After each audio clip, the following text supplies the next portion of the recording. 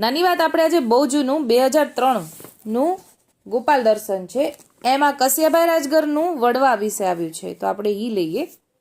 પાના નંબર અંક 8 છે. પાના નંબર નીચે લખ્યા નથી.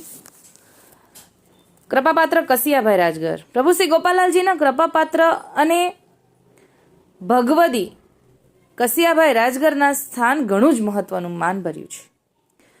કસિયાભાઈ રાજગરના એક વડવા કાશીથી સંસ્કૃત ભાષા, કર્મકાંડ અને મંત્ર જ્યોતિષ વિદ્યામાં પારંગત થઈને પોતાને ગામ આવ્યા હતા. એટલે કસિયાભાઈ રાજગરના વડવા કાશી જઈને આ બધું શીખી આવ્યા હતા. ત્યારે સેજલપુર ગામના ઠાકોર સેજલજી ગોહેલને સમગ્ર શરીરમાં કોઢ નીકળ્યો હતો. ઘણા પ્રકારના ઔષધોપચાર અને વિવિધ પ્રકારના મંત્રો સાથે દોરા ધાગા કરાવવા છતાં ઠાકોરનો કોઢ ન મટ્યો. ત્યારે એક દિવસે સેજલજી ગોહેલના એક વિશ્વાસપાત્ર વિદ્વાને ઠાકોરજીને કસિયાભાઈના વડવાની વિદ્વતા તેમજ મંત્ર શક્તિની વાત કરતા ઠાકોરે માણસ મોકલીને એમને માન સહિત સેજલપુર બોલાવીને પોતાના ઉપદ્રવી દર્દને દૂર કરવા વિનંતી કરી. એટલે આ રાજગર કસિયાભાઈ રાજગરના જે વડવા છે એમના વિશે સાંભળ્યું તો આ સેજલજી ગોહેલ છે એમને ખબર પડી, એટલે એમણે બોલાવ્યા, માન સહિત બોલાવ્યા.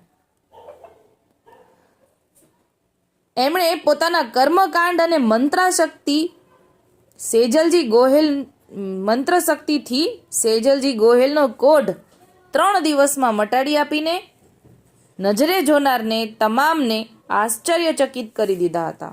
એટલે ઘણા દોરા ધાગા કર્યા હતા, પણ આ રાજગરના મંત્ર શક્તિ દ્વારા 3 દિવસમાં મટી ગયું.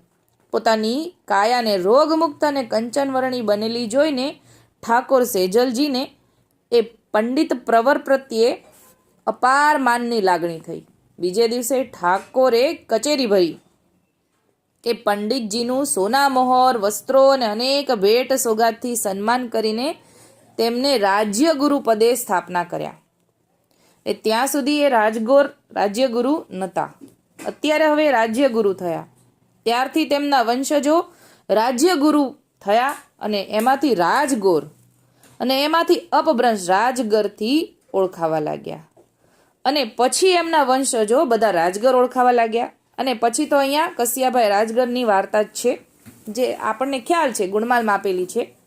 તો આવી રીતે કસિયાભાઈ રાજગર પહેલાં રાજગર નહોતા, પછી રાજ્ય ગુરુ, એમના વડવાઓ ગુરુ થયા રાજ્યના, અને પછી રાજગર થયા છે. આ પ્રમાણે રાજગર થયા. અત્યારે આટલું જ બોલીને મારી નાની વાતને વિરામ આપું છું. બોલો શ્રી ગોપાલાલ કી.